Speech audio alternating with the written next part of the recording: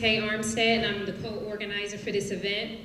Before we move forward with the program, I wanted to explain why my co-organizer, Iresha, Picot, and I decided to do this event, and also explain why we chose the individuals on the panel.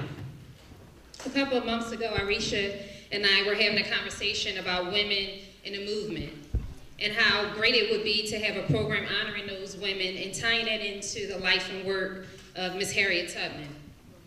Being as though March 10, 2013 will mark the 100th year of Harriet Tubman's transition, we thought of the idea of having an intergenerational dialogue between the new and old school activists. The ideas for this program weren't discussed all in one conversation. It came in bits and pieces. So this event today is kind of like, I think of it as like a puzzle. The most difficult part of this program for both of us was deciding who would be the panelists. There are a lot of women in Philadelphia that deserve to be on a panel, but of course we couldn't have all those people. The old school activists on the panel were chosen because of what they contribute to the movement, to the struggle of African Americans, and more importantly, they are currently still active in the movement. The new school activists were chosen because of their involvement in their communities and the work that they've done thus far in the movement. Ms. Tubman, a woman who was an activist, an organizer, and an abolitionist, she was courageous, strong, fearless, and a true warrior. All the women on the panel, they possessed those characteristics. Each old school, moving on into the program, Iresha Picot will introduce the new school activists, and they will discuss their work and relate to the old school activist work. Each old school activist will take a couple of minutes to talk about how their work extends Harriet Tubman's legacy as a freedom fighter, and after they speak, we will have our intergenerational conversation. Sister Sacaree has worked around issues concerning the lack of minority participation in the labor movement in Philadelphia, and for over 20 years she has been feeding and clothing the homeless in the city. She is a founder of the organization African Daughters of Fine Lineage, and when I think about the work that I'm doing in the community and how it relates to Sister Sacaree, the first thing I think about is poverty and unemployment. Sister Sacaree, the work that she's doing in the community, I mean, she wouldn't have to do it if poverty wasn't an issue and if unemployment wasn't an issue. She's went to different work sites where there's no minority participation, and she protested on those sites. There's a percentage of people within the homeless population that are homeless due to unemployment or underemployment. The only solution to these issues is increasing employment opportunities within our communities with livable wages like union jobs and other jobs with livable wage and decent benefits. Sister Sacaree mentioned in a few conversations we had about how each one of us have an ancestral assignment. And she says her ancestral assignment is to demand justice for Black and poor people. And when I think about what my ancestral assignment is, it's similar to Sister Sacaree's, but mine is, more to make noise about poverty in our community and also continue to do the work that fights poverty. So when I relate what I'm doing and Sister Sacaree, the two issues is just poverty and unemployment. We are both working around those issues. Now, the level of work that I'm doing is nowhere near the level of work of Sister Sacaree. But, in time, hopefully I'll get there. Right now I'm not there, but hopefully I will get there. I would like to introduce Sister Sacaree, and she's going to talk about herself and the work that she's been doing for over 30 years in the city of Philadelphia.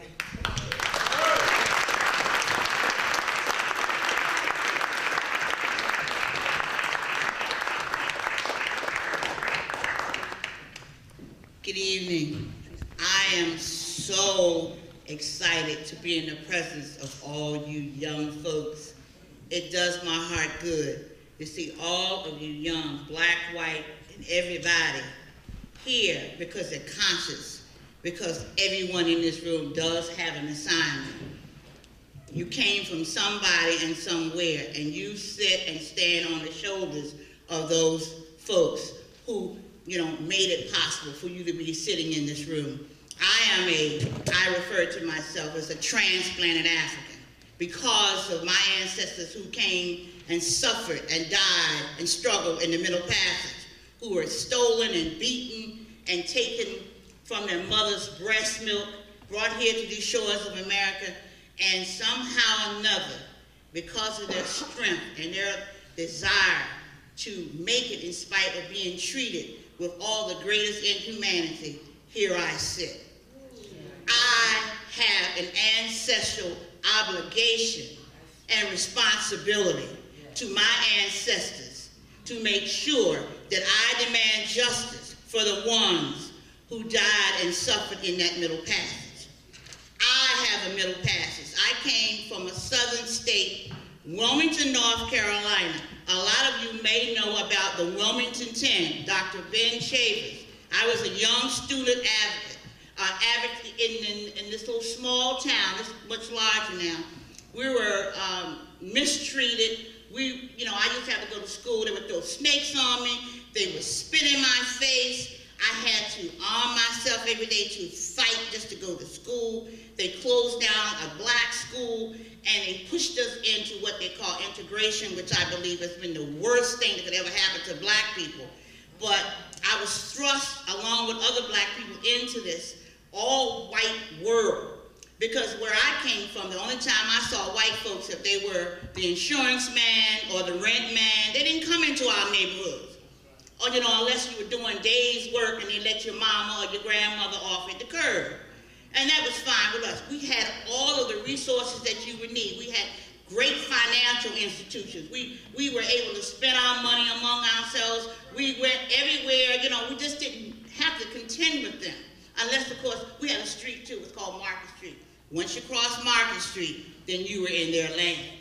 But, I remember my grandmother lived in the country. My mother lived in the city. So my grandmother used to keep me up until I was about 6. And I remember, and she was 60-some years old, blind in one eye. And we would have to ride the Greyhound bus, my sister and I. And my grandmother would flag the bus down. And she would tell us, get behind my dress tail. And the bus would pull up, and the bus driver would open the door and say, nigga, are you gonna get on? Now my grandmother had purchased 3 seats. At that time, you would buy an adult seat and 2 half-fare seats. All of these seats were at the front vacant. So we would have to go to the back of the bus. We had 3 shoe boxes. This is how black people traveled in the South, during that time, because you were afraid to go in, or you couldn't go in the white restaurants. So you'd have a shoe box, one with chicken, one with cake, and you had some water in a mason jar, so you wouldn't have to get off these buses and be even to go to the bathroom, because they would attack you. So we would, we'd go to Richmond, Virginia. Sometimes we had to ride 500 miles holding, so my grandmother could sit down. There were all these seats, the sailors were out front, but we were not allowed to sit there. I have never forgotten the indignity to my grandmother and to my mother when my mother first, in Wilmington, North Carolina, it was only in the 60s before they were able to vote. I remember going with my mother to vote, and she would sign her name. They would have a big jar of butter beans and a big jar of sand. And what you would have to do is to guess how many butter beans and how much sand. Quite naturally, we could not do that. And I asked my mother, why do you continue to do this? To let them treat you this way. She said, because I want it recorded that I was here, that I demanded justice, whether they gave it to me or not, that I'm going to continue. And so all my life, I knew it was important that I represent my mother, my grandmother, and all of these Africans that have been mistreated and denied justice in America. The Wilmington 10, I want to let you know that being an activist, we closed down all of the schools in Wilmington, North Carolina. We refused to accept what they did to us because we began to fight. And we frightened white folks in the town, and they closed the school. So we began to open a school in a church. We went to a white minister. I had never been in a church with a white minister. A white minister in a black church. It was a Methodist church. He opened his doors to us. We opened up, we call our freedom school. We had school every day. The children would come in and would go home. Now, I stayed at that church I would spend the night there because the Klan would come through the street every night and what do you call it, pickup trucks and shoot at us. And the church community would come over and defend the church. I remember I got some buckshots in my arm. I would not go home because the church had become a haven of justice. And most of the people in the town, the black folks, were scared of white folks. They would not help us. So eventually we had to go to the United Church of Christ and we sought out the Reverend Ben Chambers. He was only 23 years old. He came in to help us. In the process of that, we had a young man. Every night my job was to go through, the church had what we call a moat. And then it had a parish house. Because I'd go to the church every night to make sure everybody had gone. We'd get them out before it became dark because we didn't want them to be be at risk because the Klan would come through there every night. And I'd go through the church to make sure everybody had gone. This one particular night, there was a store from here to right there, this is the church. During the 70s, in the late 60s, the white folks began to get paid what they call riot insurance. They would burn their properties and the value of it would increase because they would say that black people had burned them out. So this particular Jewish merchant, he had somebody to burn his store. They burned his store and they had a woman, she was like 83 years old. We had a young man, Stephen, he jumped over the moat after I told him not to leave. He went around to help this old lady pull out her furniture. And the police shot him and killed him. They took him and threw him up on his grandmother's porch and said, "Is this your nigger?" And I'm saying this, and all of these things have boiled inside of me to say that here you are again. You must demand justice for the ones that have come from the Middle Passage. All of you have a Middle Passage. That was my Middle Passage. I stayed in that church. The next night, the Klan came through shooting. The next morning, as black children, the children that were after watching cartoons on Saturday, go outside and play hopscotch. The children were playing on the street. We saw this pickup truck coming towards us, and I saw a 30-30, that's a gun with a scope on it, and he was coming towards us and shooting on the street. He shot on the street. We were able to remove those children, and I stood there and I prayed to the ancestors. And when I opened my eyes, you know what I saw? He was in the truck with his son. He lost his life. I don't know how, but the ancestors came and took care of him because he was coming to murder us because we were only there demanding justice. Yeah. We had not murdered anybody. We had not lynched anybody. We had not raped anybody. This is my youth. I remember as a child, I used to go down to the plum bushes and watch the Klan burn crosses and plot to come out and rape and murder and do stuff to us in the black community. What could we do? The police department was in cahoots. But again, because of my Middle Passage and because I knew what I had to do, I didn't ever let go of that. And then what did they do? They went ahead and accused, and I don't know to this day why they didn't indict me. They did indict me in some, they sent out some indictments and said if we were ever on the school grounds, they would lock us up. I came home one day, I'm a Southerner, so in the South we usually have chicken on Sunday, darling. I came home one day, I had a little job, and I smelled chicken and chocolate cake. It was on a Wednesday. I asked my mother, I said, what's going on? And she had this big trunk, and she had it, laying out on the floor. She had packed my clothes. She said, honey, you gotta go. They had called my house and said that they were gonna burn my mother's house down, kill me, take my father's job. I was on my way to New York. Crying, didn't want to leave my mother, but the white folks was gonna kill me. Why? Because I demanded justice and I knew what my Middle Passage was. So, I'm talking a little longer. Again, I just want to say that because I want y'all to find out about the Wilmington 10. Because it's in your time now. I want you to know, and in doing so, and with these young people, because those kind of things are still going on. You have Mumia in jail. You have the Ben Chambers and those 10 people. They had almost 300 years, but finally they were pardoned by Governor Perdue about 3 or 4 weeks ago. And I did time with them. I wasn't in jail, but I did time. So just remember, young people, We have an ancestral obligation. You should not see homeless people hungry.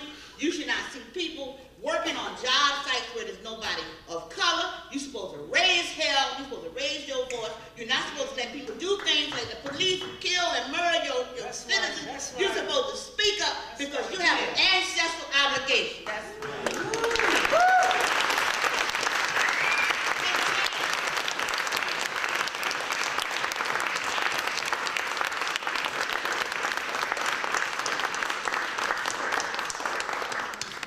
Sister Iresha Picot is next. Peace, everybody. Thank you all for coming out tonight to honor such amazing women who are doing work in the legacy of Harriet Tubman. My name is Iresha Picot, and I'm a grassroots organizer and a prison abolitionist here in Philly. It's an honor tonight because I get to introduce someone I greatly admire, another prison abolitionist, Theresa Shoates.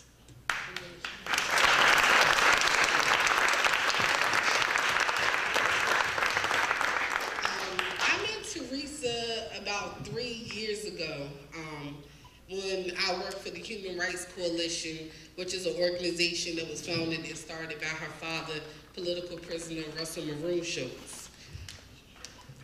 Yeah, right? Can you get a copy of that?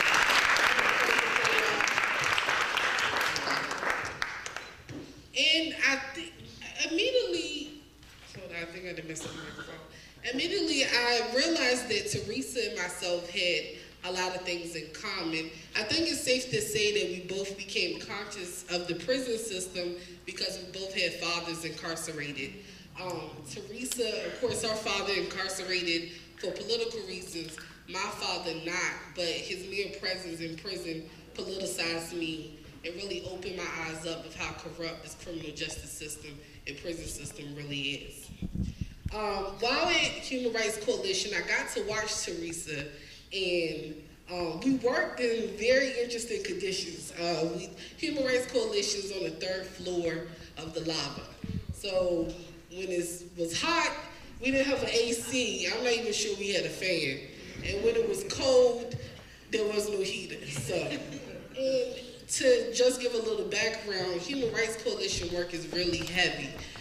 They get hundreds of letters a week of people incarcerated detailing some type of violation against them, whether it's verbal, physical abuse, whether it's a guard spitting their food, whether it's someone retaliating with mail tampering for reporting the guard who's spitting their food. So it's really heavy work. And one thing I noticed about Theresa was that as she would respond to these letters, it wasn't just a quick, here's how you file a grievance, here's the information to report in abuse logs. She really spent her time responding to these brothers and sisters who nobody else had reached out to. She let these brothers and sisters know that she understood their struggle and that she cared. And I just want to say a little thing. In HRC, we used to call prisons to put pressure on prisons. And me, I couldn't get past like the mailroom. But Theresa, for some reason, she could finagle her way up to the superintendent, the warden. I'm not quite sure how she did it, but she did it. That's commitment. Before I bring Theresa up, is say that I love Theresa because not only does Theresa work and fight for the bigger names like the political prisoners, like her father, but she also struggles and fights for the people that nobody else knows. She's very dedicated to the everyday person in prison who does not have support. And to me, that's what a true prison abolitionist is. Their fight is to bring the whole prison system down. So please welcome me and welcome in Theresa Shoates.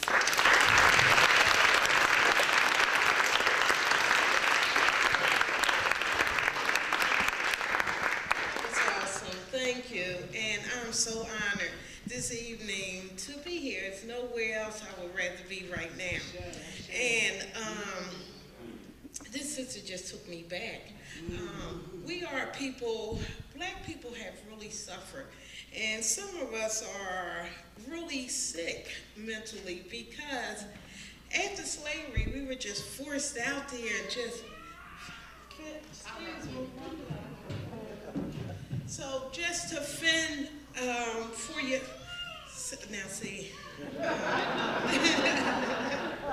you got to bear with me, because one of the other things, Iresha introduced me very well, but I kind of noticed my neighborhood. I'm in West Philly, running amok, and I happened to be walking one day, and I heard a senior citizen say, "I'm so scared of these teenagers." And that hit me like a ton of bricks, because when I was coming up, I was afraid of the senior citizen. We were afraid of citizens in our area. You know, you couldn't even spit on the sidewalk the wrong way. You could slap beside your head, and it could be anyone outside of your family that could get you in order. So to hear, just like, bring them here. Just to hear a senior say, "I'm so afraid of these kids," I knew that I had to take a stand. And what I did was open my home to foster kids. So this month, February was my first year, and I've taken in 8 children. That's my good one.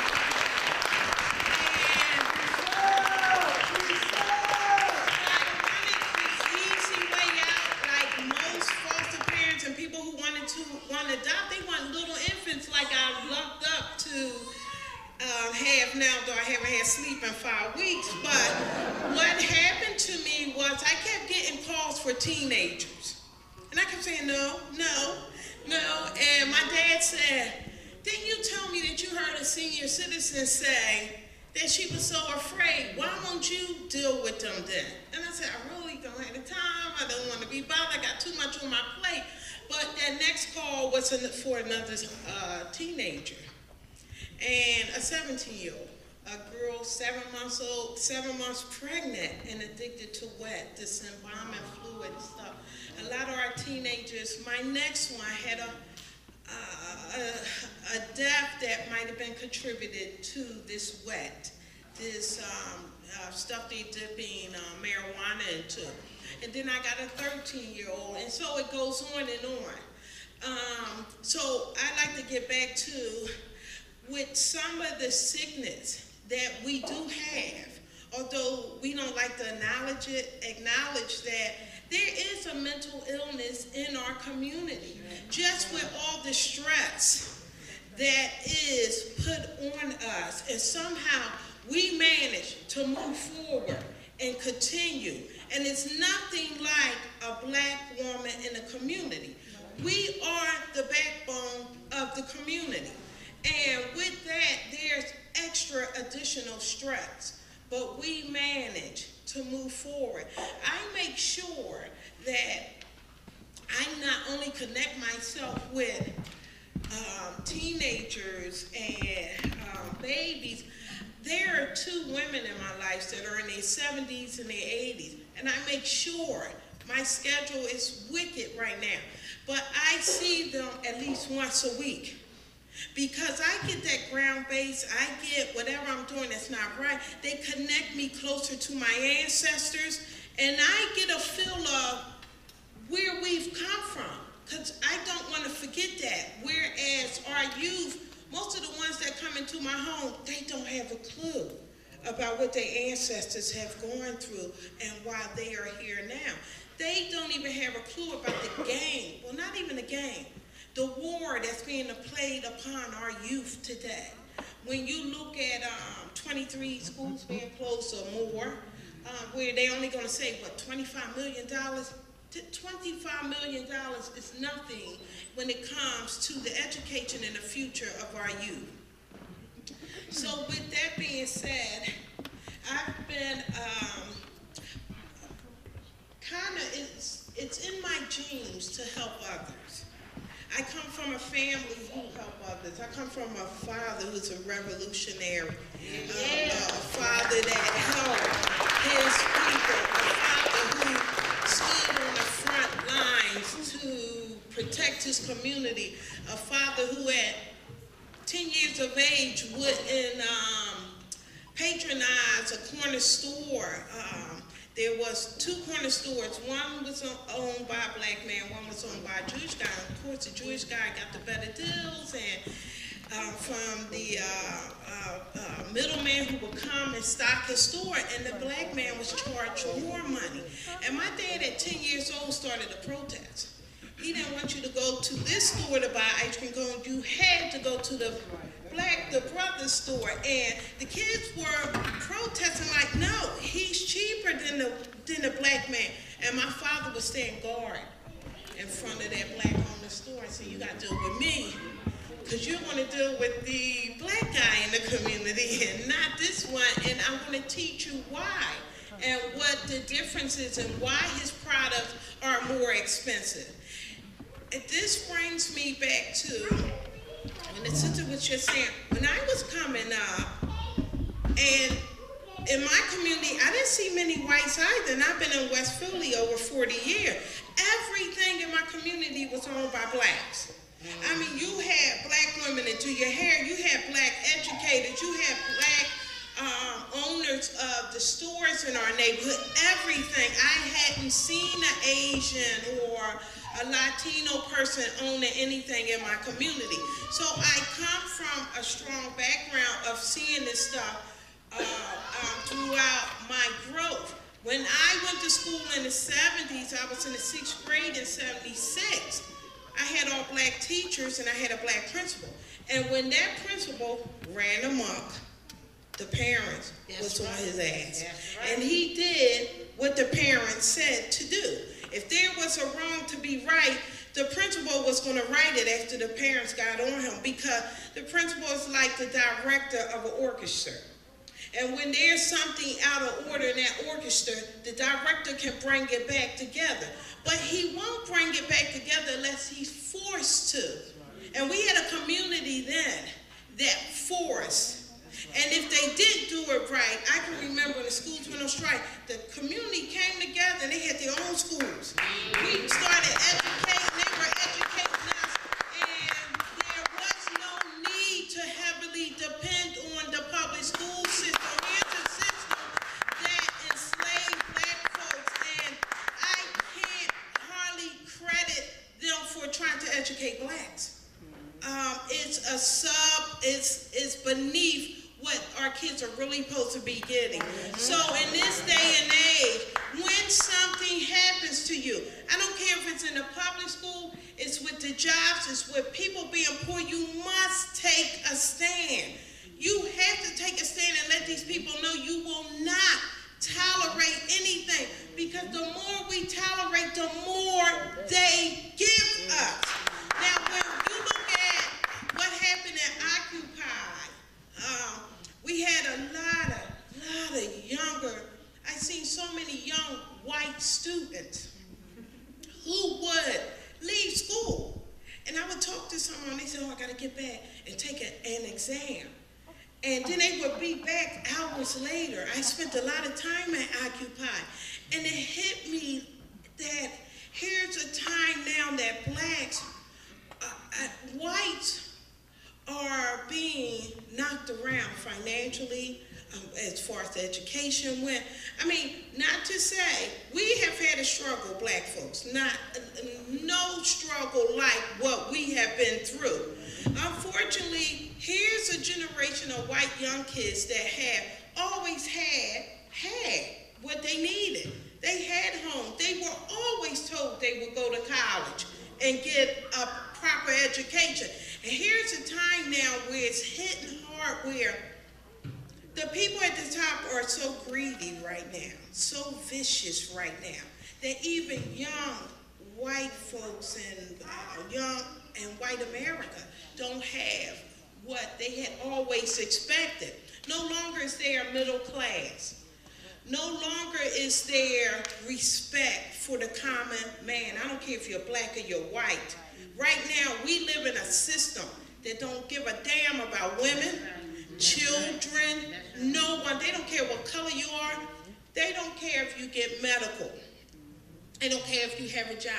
But yet, it seems like they just want this to go on. At some point, we're going to have to take a stand and let them know this cannot continue to happen.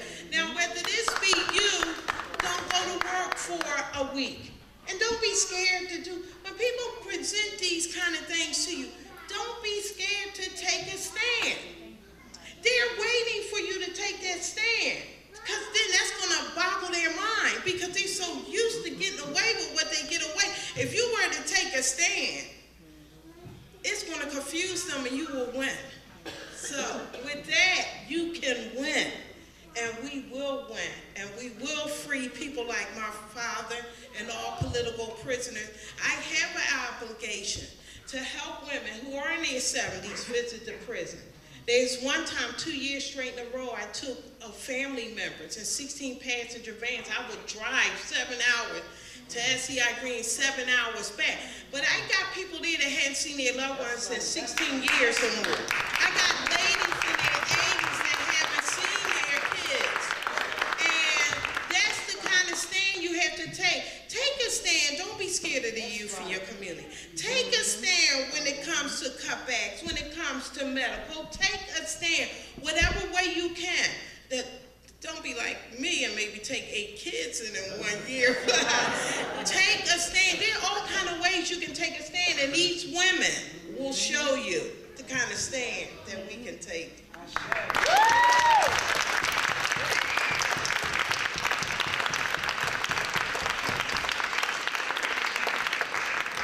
Thank you, Theresa. Next up, we will have Natasha Butler introducing Dr. Regina Jennings.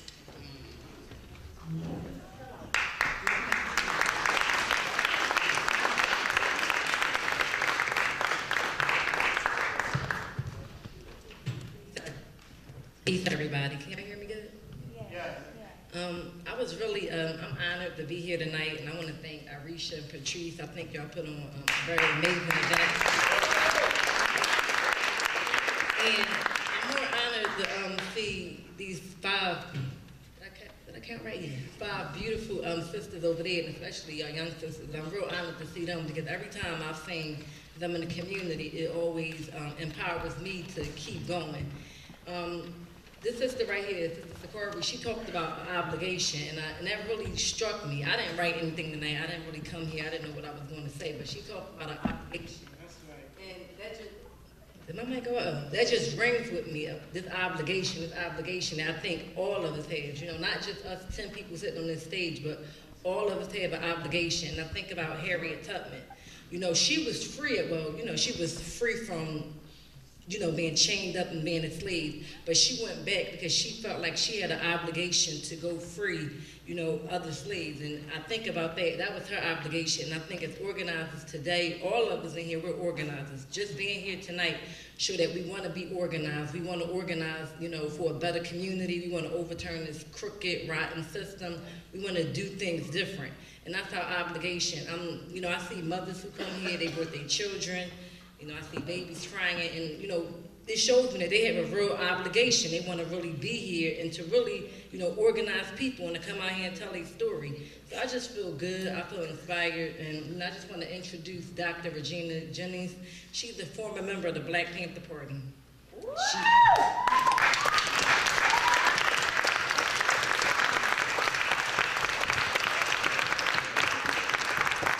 As we know, the Black Panther Party was a revolutionary party, a black revolutionary party that consisted of women and men and children.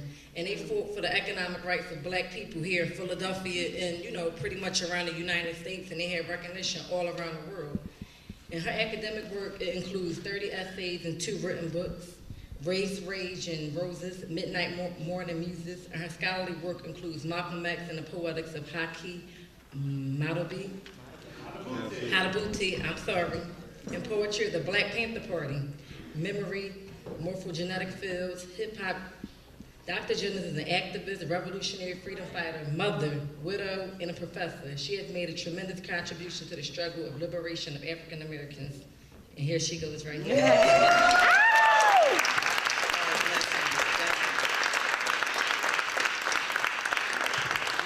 Blessing. blessings to you all. This is beautiful. You know, I've been for the past, I guess 3 decades or so, it always used to bother me that, you know, the Panthers weren't honored, you know, that, you know, who would hire a Bobby Seale? Huey is dead, and I mean, it's like, you know, I really have wanted for a long time to, not really me, but to just have the memory of the Black Panther Party honored. It should be taught in schools. Yes. Do you understand what we did? Do you understand for real, what we did? And we did it for you. When this sister talks about an ancestral memory, she is not jiving. Yes, we were Marxist, socialist, African-centered, whatever you want to call us. But when I really think about what it is that we were doing, we were calling you forward. We were saying, okay, you government, I mean, it's children here. You know what we said, okay? You want to kill us? Well, you know, you're going to have to go through the Black Panther Party if you want to do some shooting, and we shot back.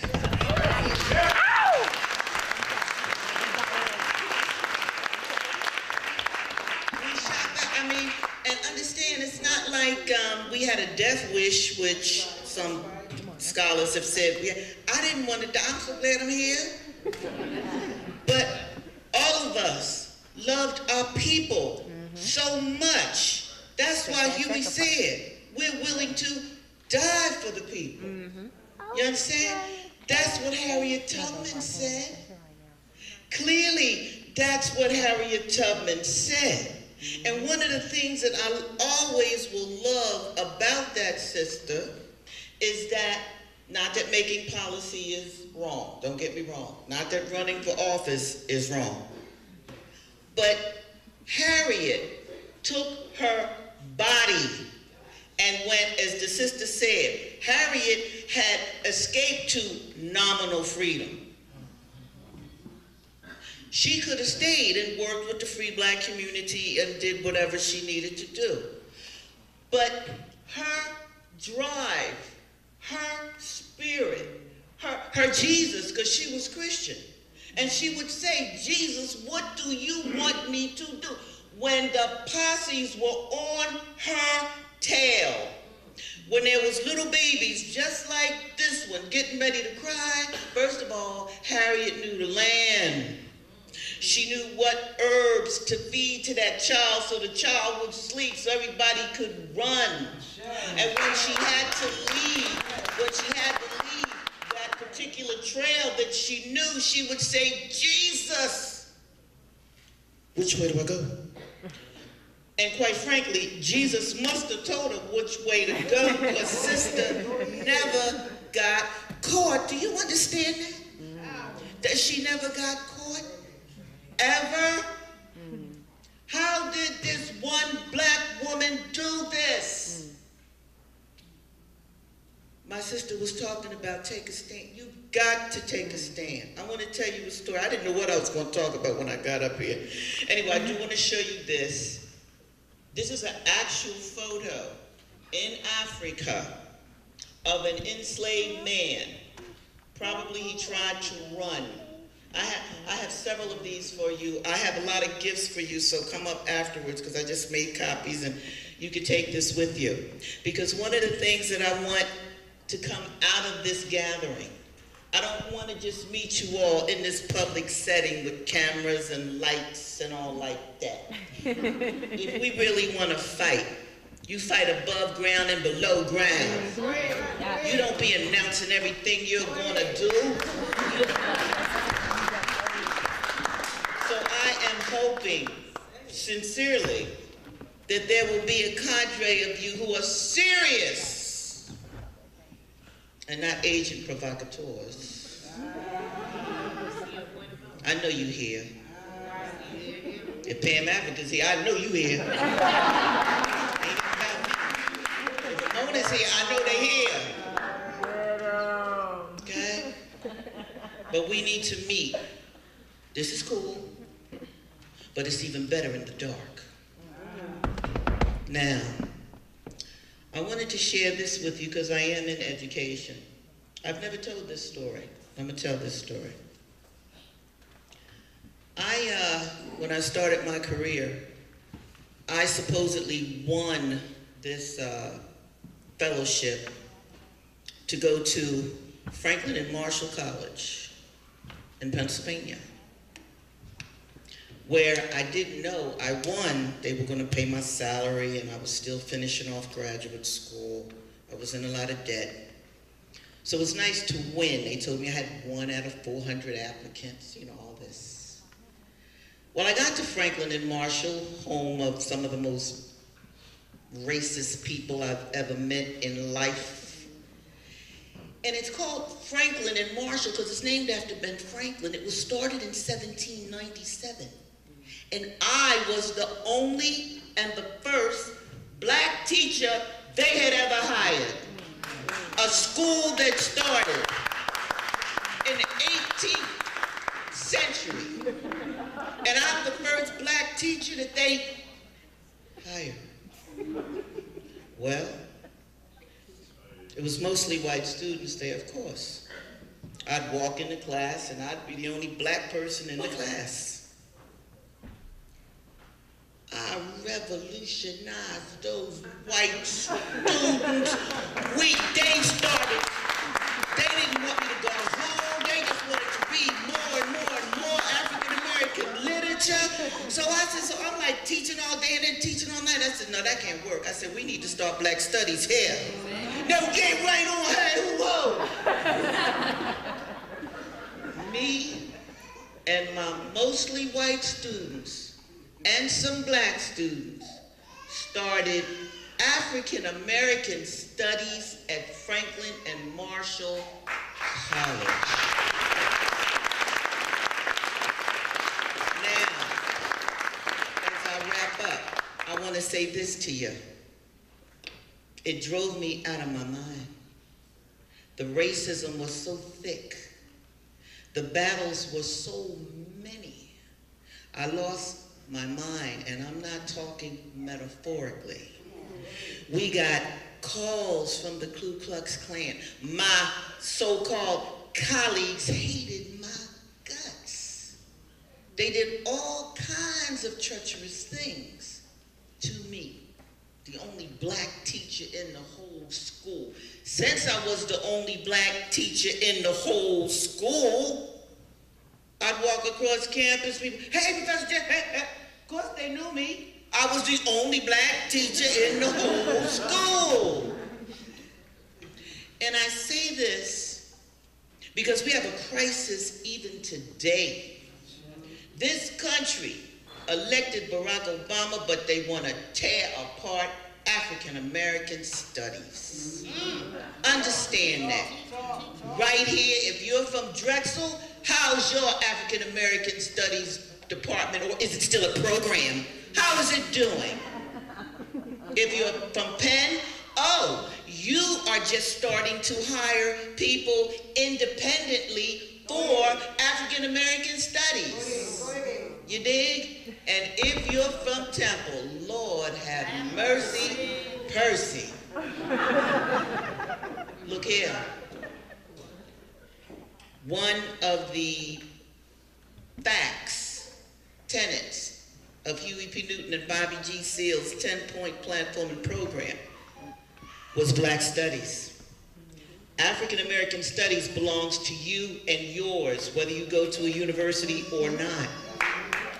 You must take a stand when it comes to making sure that your African American studies departments in this country are healthy and thriving.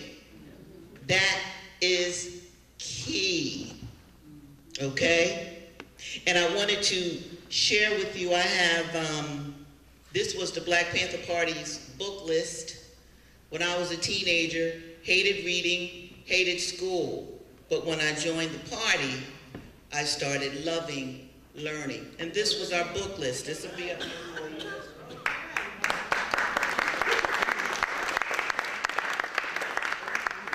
This sister right here, Kathleen Cleaver, another great woman. was my teacher when I was in the Black Panther Party, so I have this for y'all too. And I thought I would also bring this book of pictures so that you could really see what we looked like back then and what we stood for back then. But you know, people, this is now. Many of our brothers and sisters are either in exile or dead or dying or they're political prisoners. We know about Mumia, and I know my sister Pam is going to talk about Mumia, and Mumia must be free. And I also want to throw out another name, Eddie Conway. Yes. Over 30 years in jail. Sundiata Akoli. 39 years in jail. Now let me tell you what it means when they lock up such brothers.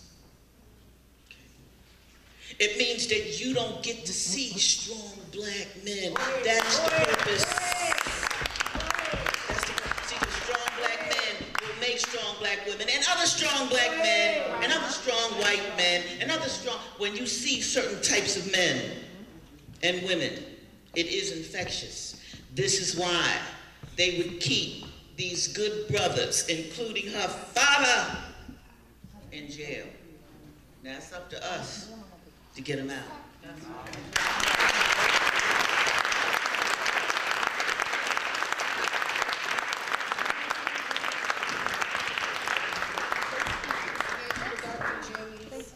Next up, we have Sister Shesheena Bray introduce Basiymah Muhammad-Bey. Sister.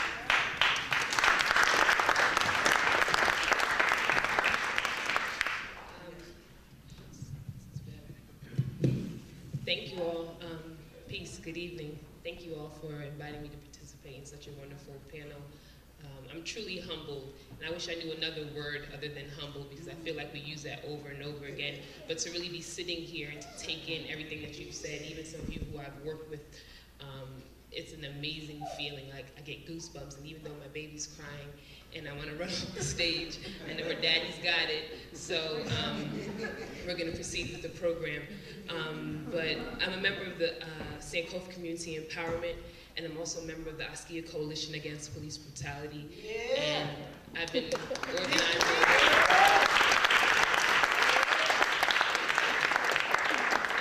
organizing in Philadelphia since I got here in 2004. And one of the first sisters I met was Sister Basiymah. I joined the UNIA. That was the first organization I joined. I went to a town hall meeting. There was a call to action. You want to do something? Organize, join an organization.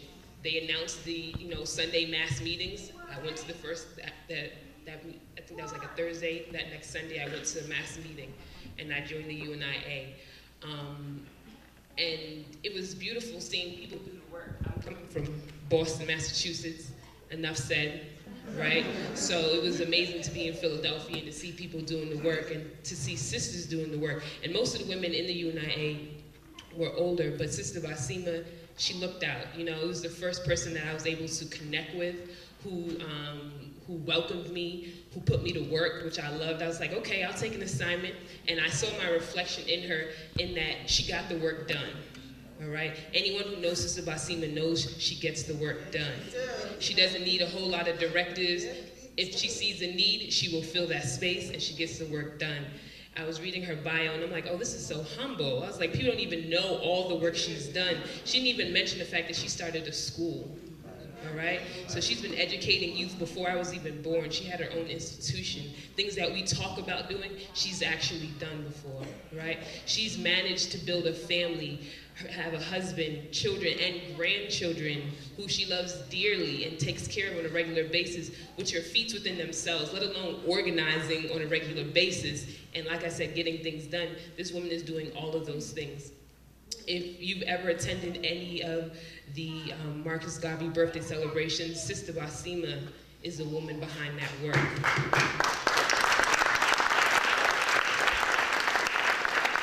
She's the woman behind that work. And whenever, it's like, I'm tired, I don't want to go to this meeting, I'm not sure. How can you say that when we have sisters who've been doing this work a long time, who are running the meetings, you know, who are handing out the assignments. They keep us on par. They keep us on par, and I'm honored to have been to work with you on a regular basis. When I found out that I was with child, Sister Basiymah was one of the first people in the community I wanted to inform. I didn't want her to find out on the street. I wanted to let her know, you know, because she was someone I looked to, because I admired what she does as a mother and as a grandmother, and that was someone I wanted to look to as an example in terms of how I raised my own family. I'll close by saying I think you're a big sister. Thank you.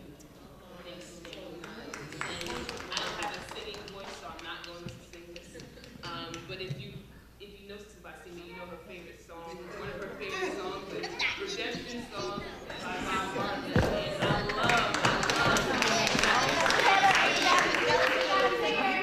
And I love when I hear Sister Basiymah get into her redemption song, and hopefully she will bless us with that this evening, and we can join in the fill-in. But thank you, Sister Basiymah.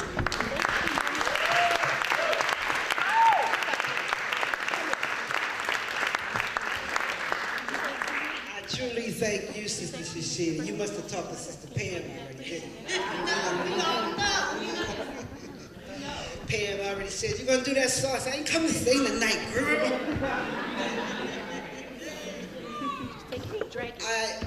I don't think it's getting tiresome, but I am humbled to be in your presence this evening. Yourself as well.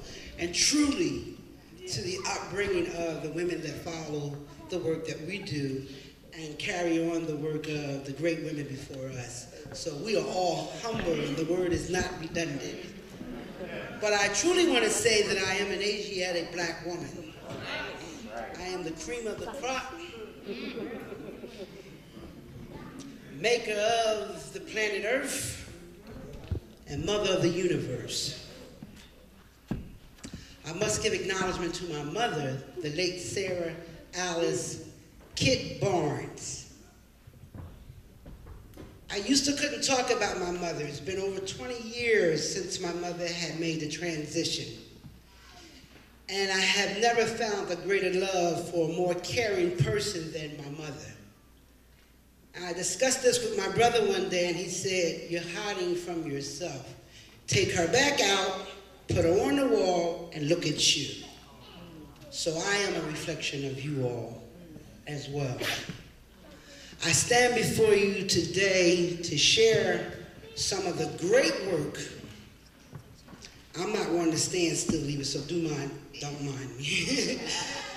But my mother, when I'm speaking of myself, I will speak and reflect a lot of, or back and forth, speaking of my mother. My mother was one of the baddest black women that I've ever met in my life. And if you feel that way about your mother, give yourselves a good black hand. And if you're not black and you feel that way about your mother, give yourself a good hand. Because I don't think there's anything more powerful than the womb from which we come through. Ego gets in our way, and for some reason I thought because I used to hang with all the brothers. I have 7 brothers. I'm the last of 12 children, 5 girls, 7 boys, and men has always been my friend. I love my sisters. I have a sisterhood, strong black sisterhood that can't be shaken.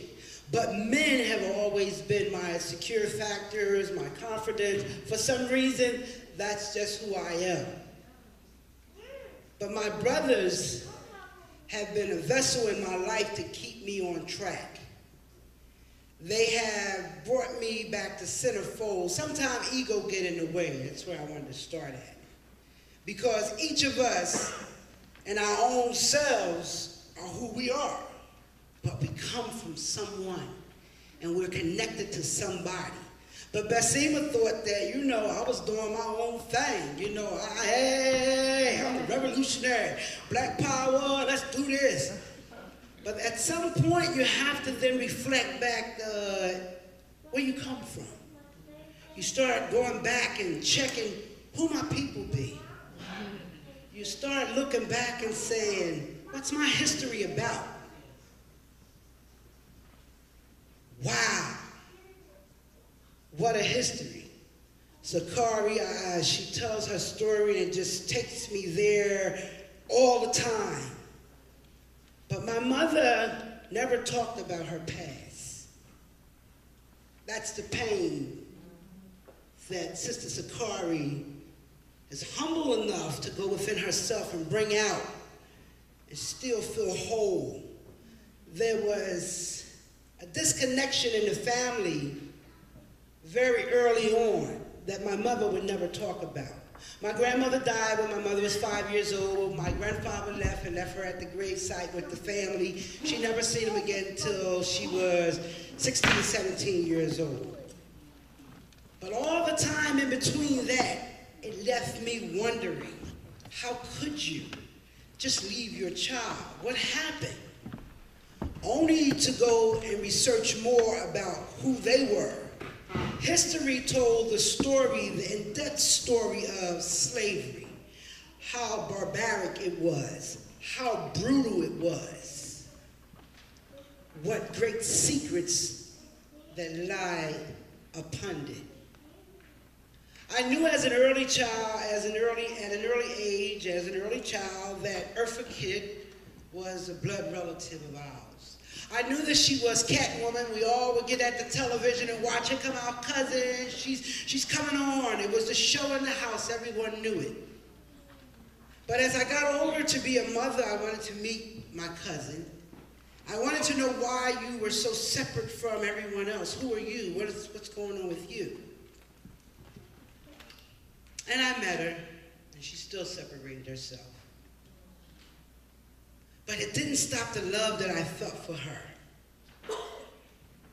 I went on to research. I'm going to just go real fast forward. 2 years ago, I had the first opportunity to visit my mother's home in Fort Mont, South Carolina. Before going there, I met up in New York with family members from my last granddad's aunt, my great aunt, which was my granddad's sister. Only to find out one of the great dark secrets of the family was Eartha Kitt was not my cousin. She was my aunt. She was one of the daughters that was left to the side. She was one of the lighter skinned of the daughters who was shunned away. And because, as we know, the psychological ramification that many of us go through today, when you're pushed away, there leaves something within you. Eartha and her other sister, my Aunt Celia, are the only two that ever talked about what happened during slavery. It is profound that every last one of you have an obligation to your future, to your presence, to know who you are, where your family at. I'm not talking about North Philly, South Philly, West Philly. Get out of there. Because for the most part of us, all of us are from down south somewhere. You know, we come through the rivers and they dropped us off in Virginia and the shipped in the shores and we just went all around the world. But somewhere, you have to go deep. It's painful. And I'm still doing research. I didn't know what I was going to talk about, but I'm just doing what the ancestors say do. Tell the story. Because we all have our own story. We all go in glory and we think that we're somebody above everybody else, but we are connected to such a deeper concern that many of us don't even want to touch. My mother dealt with people. I didn't know racism when I was coming up. I had no clue of it. My mother was a farm leader. She was always an organizer. She carried people from Six in Woods. They got on a bus, she'd have her driver, the bus driver drive the people to do the work, pick the blueberries and any and everything else the farming was doing, and we came back home. My mother took care of white people, my mother took care of Hispanic people. We didn't know racism. My mother said if somebody's in trouble, then you help. But something happened in my life, because I have my own story, where racism slapped me in my face and made me recognize that there is something totally different. So I am the conductor of my family.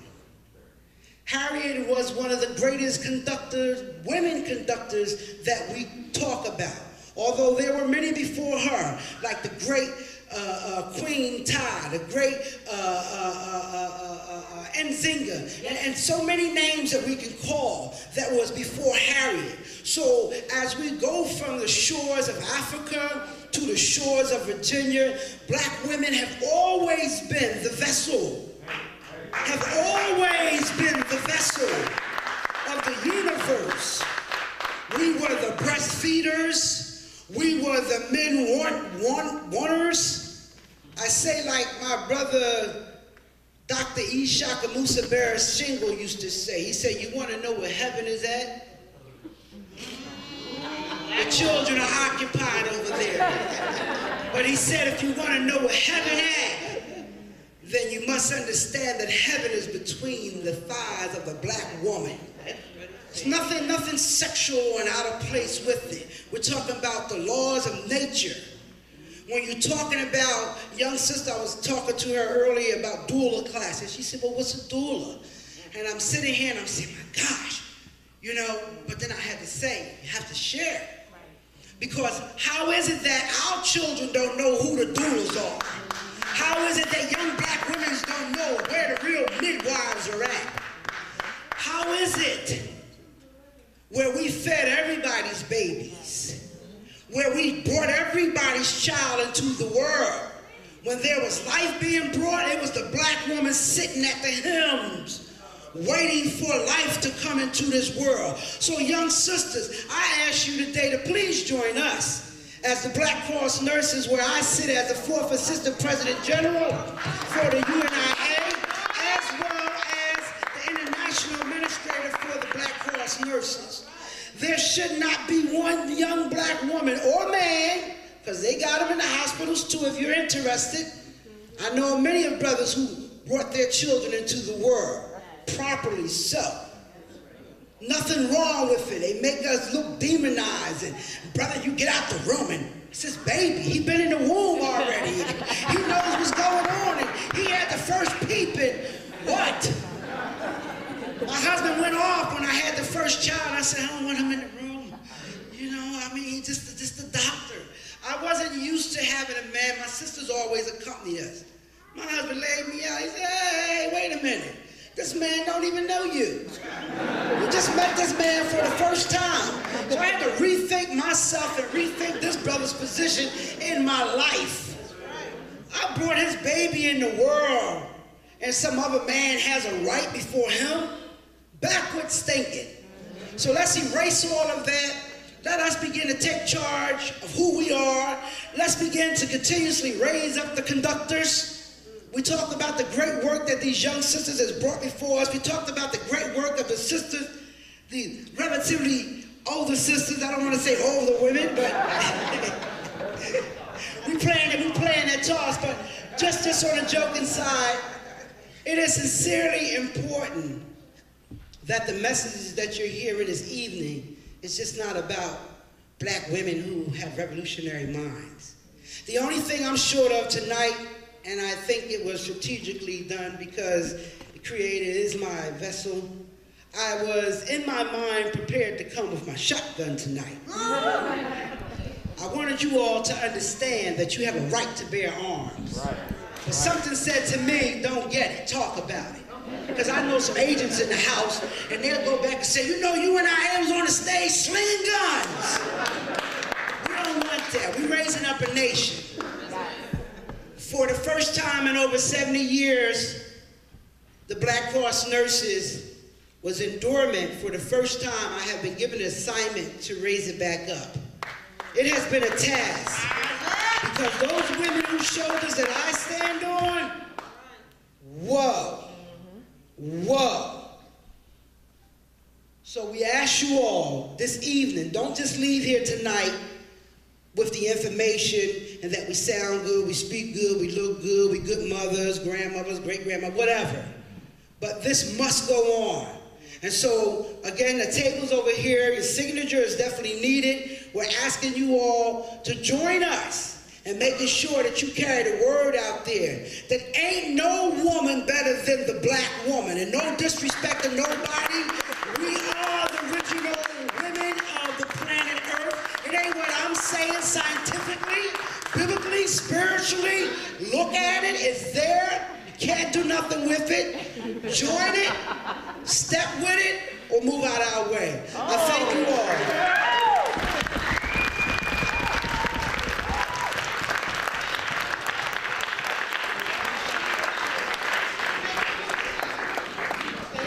Basiymah. Last but not least, we will have Sister Lori Chambers come up to introduce Sister Pam Africa.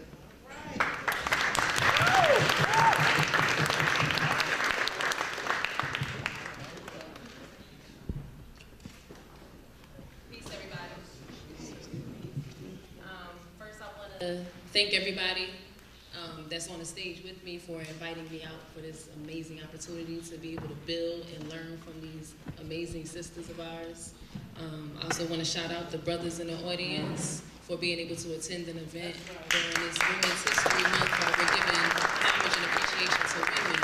But we got to understand that it takes two forces together to really raise this mighty nation that we're trying to revitalize. So definitely shout out to the sisters, but I appreciate all the male presence being here. Definitely to be spoken of is the children. So shout out to the children that we all, you know what I'm saying, work for. It's the children in the corner right here. Isaiah, Safair, and Tisa over there. And this is all just so relative, and I understand where everybody's going as far as like, you know, this thing being kind of unscripted because the ancestors really are in the room right now and they're working through us. I mean, as far as the young sisters, I can speak on behalf of the energy I'm feeling right now. We're all nervous and really in honor of being in your presence because we know that this time has been coming, and all of our life we've been essentially waiting for you guys to invite us in. But the door has always been open. We just didn't know. So I appreciate that. And I didn't come here to talk about myself. I came here to speak on behalf of the cause and the mission. So I speak on the collective. I work with 4 other women. You know what I'm saying? My sister Kay, my sister Shesheena, my sister Nia, and my sister Cheyenne. I see Sister Kay back there as well, and Sister Lissa. All of this is really about the collective advancement of our people. And the things that we're doing right now are things that people said couldn't be done. And things have been hidden from us because I'm learning just now that there are things that have been doing and things that have been going on and we weren't aware of it. So there's been a conspiracy to separate ourselves from our mothers and from our fathers, you know what I'm saying, and from our ancestors. So I'm really, really happy to be invited here, to be able to be in the presence of all of this. What I represent is an organization called Finding Empowerment Through Education. And what that essentially means is we're raising brothers and others. All right, no problem. All right, finding empowerment through education. That essentially means that the knowledge that we've been given, the hands that we've been dealt, we're going to take it and we're going to make lemonade out of it. The lessons that were accurate and inaccurate, we're going back over all of them and restudying them so that we can give our children the truth. We recently started a homeschool for children ages 2 to 9, and we're looking to expand that to fit children of all ages so that we can really dynamically change the face of this society to make it comfortable for us. On the same token, we're starting various programs for different sectors of, you know what I'm saying, our population. Our children are the most important, however. Our teens, our young people, and our young sisters who are going through this struggle trying to figure it out themselves. You have people who are in this room today that have given me strength and courage that I wouldn't be capable of being able to be up here to talk to you had it not been for them. So I really appreciate just this continuity of energy and the ability for us to speak on a platform to continue to give it forward. That brings me into what I want to talk about, because being in this generation, I was born in 1985 when this city was on fire. You know what I mean? Everything that we know about freeing Brother Mumia Abu Jamal has come from this sister, Mother Pam Africa.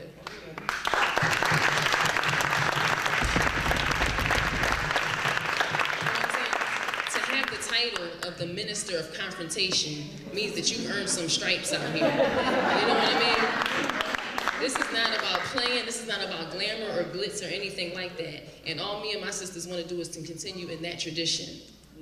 you know? And we want to learn from you guys so that we can do it the way that will revitalize everybody. You know what I mean? We shouldn't have to take so many L's because we are the queens of this universe. And all I can do is, you know, just sit and bow, and all of us will just sit at your knees as you can continue to pour this knowledge into us. Mama Africa, if I'm allowed to call you that. You know, people speak about, you know what I'm saying, her ferocious strength, her ability to organize on a level to where she wasn't looking for no personal praise. She's in the background, you know, at these hearings, you know, up in the face of these police officers, facing confrontation on a daily basis, walking into confrontations, which is something that we don't mind doing as sisters, you know what I'm saying? Because you have to. How else you gonna dissolve the situation? So when you talk about courage and fearlessness, the very things that we need to keep this thing going, she is a representative of that. And we are all very thankful. The other thing that I can't undermine though is the immense sensitivity and the love and the nurturing that all of us hold. And she's definitely, as a mother, as a grandmother, as a great-grandmother, passes on that positive energy. And like I said, it's all about the balance between the brothers and the sisters and each person's individual balance amongst themselves. So the more and more we can learn from each other and pour back into each other, that's what we're going to keep this fight going as, you know what I mean? So without further ado, I'm anxious to learn about Pam Africa.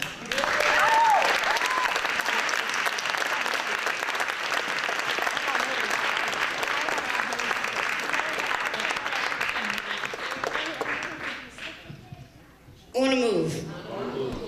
I want to thank y'all. You know, this is a beautiful night. This is what memories is made of. I'm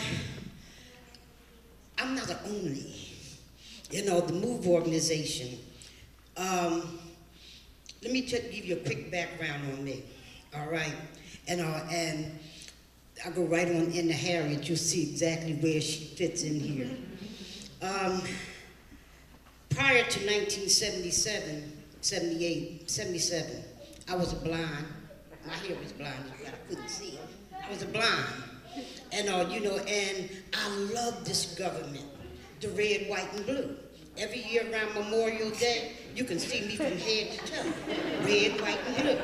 And did not believe that police brutality existed, and only because I was raised in a home. I didn't come up under conditions where I knew about the Panthers, and other than the fact that my father told us we had to stay away from them because they killed, they raped, they did this, they did that. Not that he really believed that as well too. My father was a number writer. My father believed in self-employment. He was a number writer, and he sold and he made corn liquor, and he ran a gambling house, and he had to pay cops off. And to keep his business going and keep a certain face in the community, because a lot of people knew, and he was a giver. He gave to the community as well with what with what we had. He had to have police raids there was police raids on our home. They would pay the cops to send certain cops in to the house, and I always seen those cops get their ass whipped coming into our house. They would court my father off to jail, and because of the setup, they would bring him right on back. And that's what I came up under. And I came up, he taught us to fear the Panthers. He taught us to fear Muslims. He taught us to fear a lot of people that was in the movement, because he could not have us join the Panthers and be there, because that would have been the end of his stuff. People knocking on his, the cops wouldn't have been coming the same way. They wouldn't have been sending cops in there to get their asses whooped. They've been sending cops in there to whoop ours, It depends upon what part of the party line that you're on. And we just happened to been on the wrong side. It wasn't until 1977 when I met MOVE, and Harriet Tubman was known for going in and bringing people out who was aware that they were slaves, and those who was not aware. I was one of those who was not aware. I thought everything that the master was giving us was good, until 1977, when I came across MOVE standing on a platform and saying, teaching about all the wrongs of this system. And one of the things I remember them saying as well, too, I mean, and they was brandishing guns and stuff, you know, I just couldn't believe what I was seeing. I seen women with babies on a platform, and, you know, when I'm saying the platform, Move had built a platform in between themselves and the city because they knew that the city had been coming in, beating, maiming, locking up illegally, killing babies, beating men damn near to death, beating the women damn near to death, all because Move took the position of telling the truth. Jesus Christ was killed because he told the truth. Malcolm was killed because he told the truth. They hunted Harriet because she told the truth. And but here, these people took a stand and said, this is it. You know, you will not come in at night sneaking, or when we're protesting at the Puppy Palace. And I remember, you know, when Move was demonstrating at Puppy Palace, what the hell? You know, they're demonstrating at the zoo, they're demonstrating at Puppy Palace, they're demonstrating the damn reservoir. What the hell? What is people demonstrating the reservoir and demonstrating at the schools? I was one of them ones. I was not fortunate like y'all to know that we were being miseducated. Why would they demonstrate at the schools? May 20th of 1977, all this information was revealed. Move on one side of the street with guns, the police riding by, and this is the thing that fascinated me the most, was seeing the police ride by in their cars, because I kept looking for them to come out and arrest Move and all, you know, and let me tell you one thing, I was so callous and so insensitive that day. I'm watching this, and I'm looking and wondering what was holding the cops up from arresting them. I was not there in support of Move on May 20th, 1977. I came down to the corner to see what was going on, and I couldn't figure out why the cops hadn't come yet. Not that I really wanted them to arrest them, but you know, well, why the hell aren't they there? And what it is about these people, they don't mind killing, but the motherfuckers don't want to be killed. And it was clear, the battle was even. Look at Iran. The first thing they said is, where are the, you know, when they found out that they didn't have what they thought they had, that's when they came in. You know, wherever it is, that's why I love China. And you know, they said, come the hell on with it. We got it, and we got the power to use it. Oh, that's North Korea. North Korea. I love them. We ain't giving up nothing. And but for the first time in my life that I didn't know too much about the Panthers then. And but you know, I seen these people take a stand against this government, and they started telling people about the fact that I remember Attica, they started talking about Attica, and I remember seeing it. I'm saying, Move was my Harriet Tubman. And you know, Move came to get me, and came to get everybody out there. And long live John Africa, that Move, I had never turned around since then, because for the first time my eyes was open, and I'm gonna tell you what it was open to. And the fact that this movement was for all life without exception. I didn't know, I didn't give a damn. I had fish tanks. I had fish in them. The fish would swim around. I would go away and, you know, forget to feed them, come back, some of them was belly flapping, and all I did was scooped it out and brought some more, tossed it in the toilet. Insensitivity, not loving and understanding life. And what I also found out on that day, and birds, when they was demonstrating at Puppy Palace, they had birds in cages. And I'm saying, you know, I'm supposed to be at this point sort of sensitive to brothers and sisters in the prison. And you know, while I'm looking at birds in cages, you know, and thinking that, you know, oh, this is cute. Going to the zoo, I'm saying, you know, we're talking about freeing people from Africa, but have you forgot about God's other life that was trapped, enslaved, and putting them zoos up at 33rd Street or 30th Street, and for some man's entertainment to make a goddamn dollar off? And do you remember when the fire happened and the birds was murdered and killed? I'm saying Harriet came and got me. Harriet came and got me in the form of the Move organization to make me understand what mama is and all. Mama all protected all life, protecting of the water. I did not understand why they was demonstrating at the reservoir.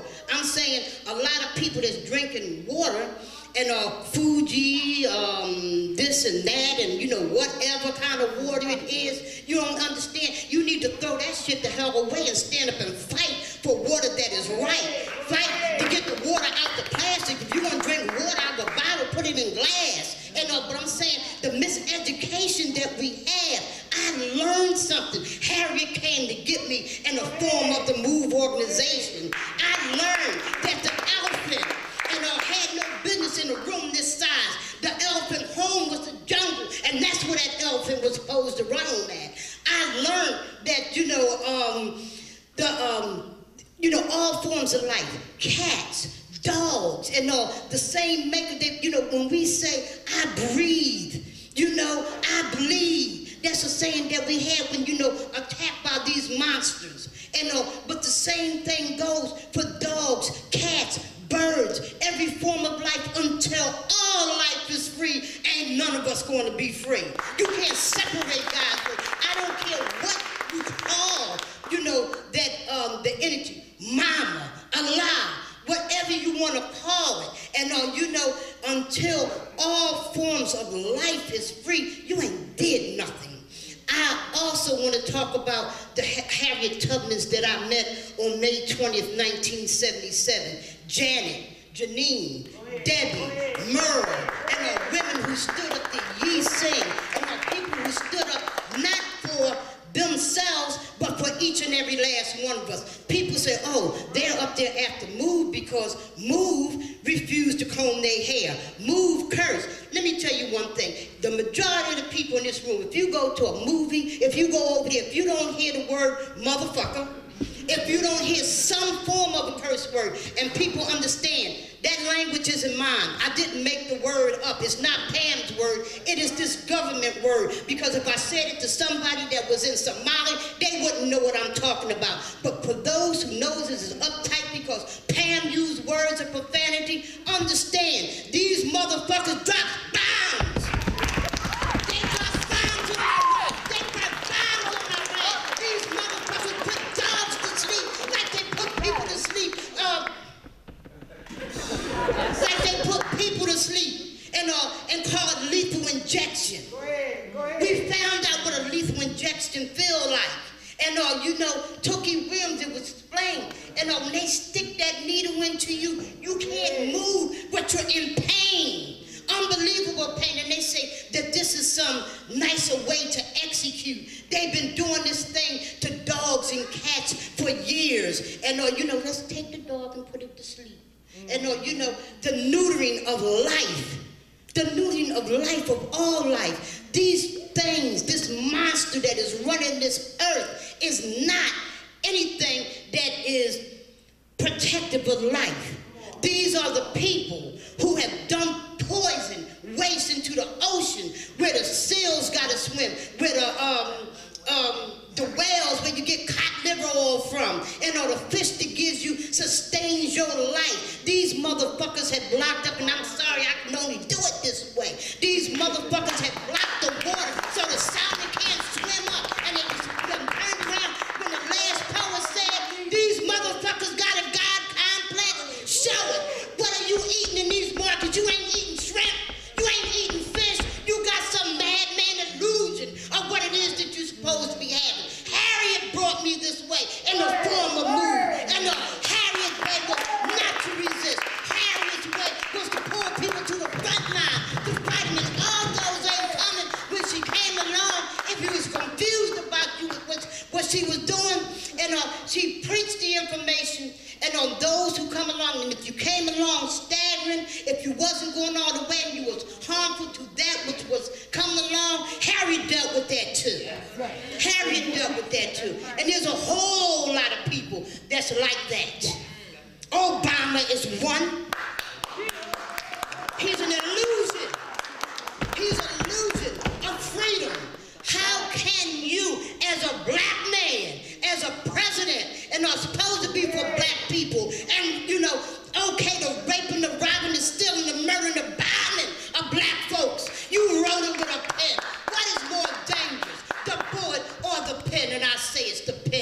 because every one of those people that was killed and the killing of each and every last one of us was some educated motherfucker with a pen. With a pen. Not some poor person. It wasn't Harriet with a rifle. It wasn't Nat Turner. You know, but we're taught to look in these schools. These suckers will tell you that they are posed to death. I'm going to kill Brother Joe, somebody, because he did something. He killed Mary Lou. Somebody killed 4 other people. But we'll sit down and we'll celebrate. We'll celebrate these mass murderers. Teach our children to look up to them with respect. I am John Africa trained. I am one of the ministers of confrontation of the MOVE organization.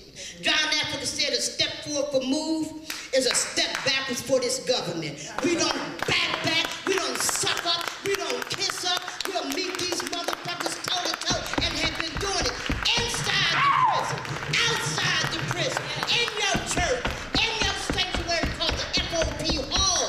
I'm saying if it need be to bring our people home, John Africa taught us to be an example of what you can do. 38, I had my baby at home, split out. You know, I knew the position. 43, I had Pixie. I'm saying these people got you confused about what you can do and what you can't do. These motherfuckers, and I was around with them. When I see new children wasn't going to school, how in the world are they going to be anything if they don't get the teachings from this system? Well, they're everything. They have their own businesses. Slow it up, wind it up.